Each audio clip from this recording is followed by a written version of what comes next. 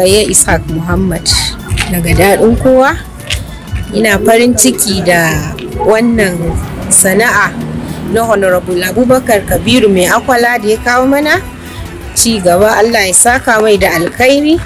Ina alfahari da hakan. Allah ya bashi abin da yake nema, wanda sanadin hakan na koyi abubuwa da dama, wanda daga ciki zan iya ce a yanzu haka zan iya body cream, hair cream, shampoo, patterning catering, zan iya cake, zan iya baking cookies, etc. To Allah ya saka da alkhairi. Sunana Suhairat Maharazu daɗin kowa.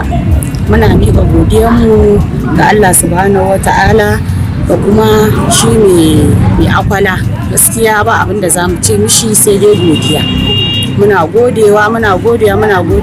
Allah ya ƙara mishi girma, Allah ya ƙara mishi ɗaukaka, saboda ya shigo garin daɗin kowa, ya nuna mana abubuwan da ba mu sani ba, ya taimaka ma mata ga munan a cikin gurin nan mun kuɗari, wanda muna zaune ba abin da muka iya, ba mu san mu juya kwabo ba mu san komai ba, muna dai zaune.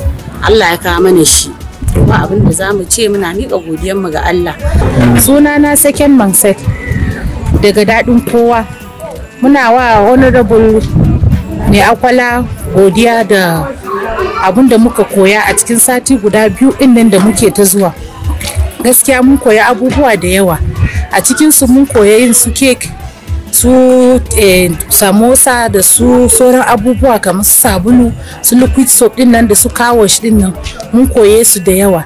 Gaskiya babu kun da za mu ce musu sai dai Allah ya saka musu. Sunana Zainab Abdullahi. Muna godiya ga wannan masana'anta da mai akwala ya buɗe mana. Allah ya saka masa da alkhairi. Ubangiji Allah ya biya shi abin da yake nema na alkhairi, Allah ya bashi. Na koyi kawash wanda ni dinnan zan iya sarrafa shi, ni ma in ci gaba da samun 'yan canji na. Allah ya saka masa da alkhairi. Assalamu alaikum. Sunana Zuriya Umar Akawu. Ni ce malamar da na ɗauke su fannin girke-girke, wato catering kenan, wanda Honorable Kabiru mai akwala ya ɗauki nauyi. So na ji daɗi sosai. Allah ya saka mishi da alkhairi ma hidiman da ya yi. Su kuma matan da suka bani haɗin kai har na samu na gabatar da shi ƙudurinmu, su ma Allah ya saka musu da alkhairi. Amma na ji daɗi sosai. Allah ya saka mishi da alkhairi, Allah ya biya shi, Allah ya bashi abin da yake.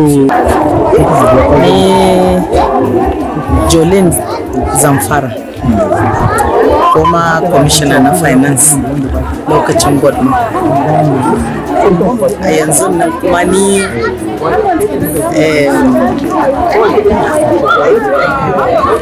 advisor na Women and Youth Empowerment na Nora, na Senator Nora Dadut a Southern Sudan. Dama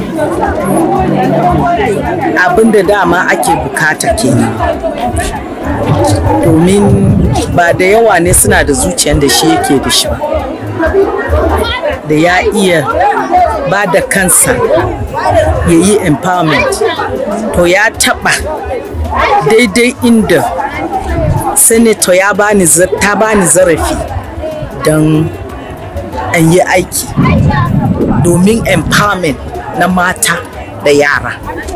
To wannan da na ji hajiya ta gaya mun, wallahi sai na ga ya taba daidai inda ra'ayin Professor Nora Dadut, senator namu da aka sa ta a ofis yanzu a Southern Sudan.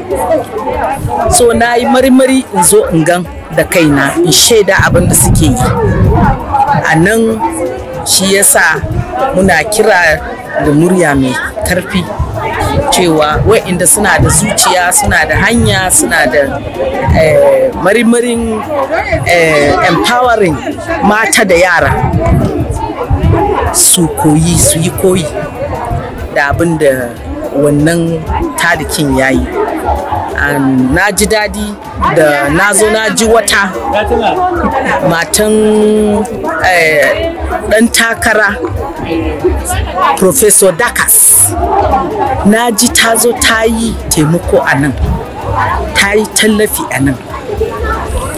Ina fata wa'inda suna da marimari empowering mata da yara, domin ana lokacin da ana neman a yi empowerment, a yi aiki ba na. Ni ne mai suna Hajiya Salamatu Uba Ahmed.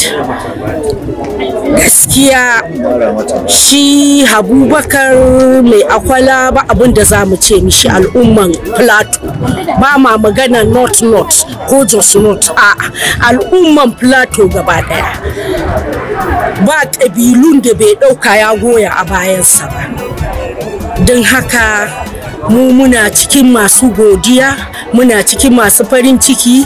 Allah ya raya shi, Allah ya ba mu irinsu a Plateau.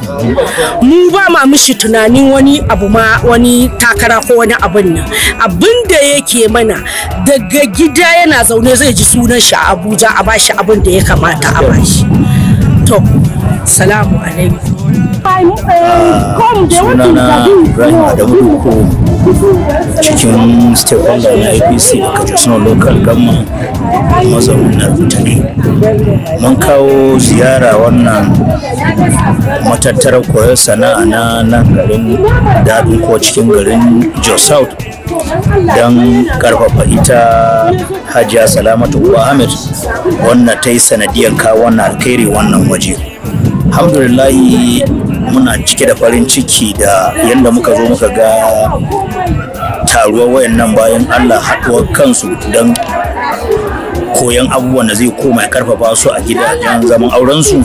Muna fata ubangiji Allah ya taimake su, Allah sa wannan shi kuma da yake kokari akan wannan maganan, shi wannan Abubakar da ya zaga sassa daban-daban cikin garin Jos da kewayen garin Jos don inganta irin wani abubuwan don a samu kyakkyawar tarbiyya. Allah ya saka masa da alheri, ubangiji Allah ya kara daukaka. Assalamu alaikum. Alaikum, sunana Hajara Musa daga Daɗin Kowa. Muna ma Abubakar, a Honorable Abubakar Kabir godiya mai akwala. Muna mishi godiya da irin wannan abubuwa da ya kamana. Gaskiya ba abin da za mu iya ce mishi, sai dai mu ce mun gode mishi, Allah ya saka mishi da alheri. Abin da ya mana ba za mu taɓa manta da shi ba. Ya Allah ya bashi abin da yake nema na alkhairi duniya da lahira. Ni a cikin abubuwan da na koya da yasa aka koyar da mu, har ga Allah na yadda zan iya yin wani abubuwa a ciki da zan iya rike mai gidana da ƴaƴayena, rike kanmu da shi. Na iya yin cake, na iya cookies, na iya hair cream, na iya shampoo. Ya Allah ya biya shi abin da yake nema na alkhairi.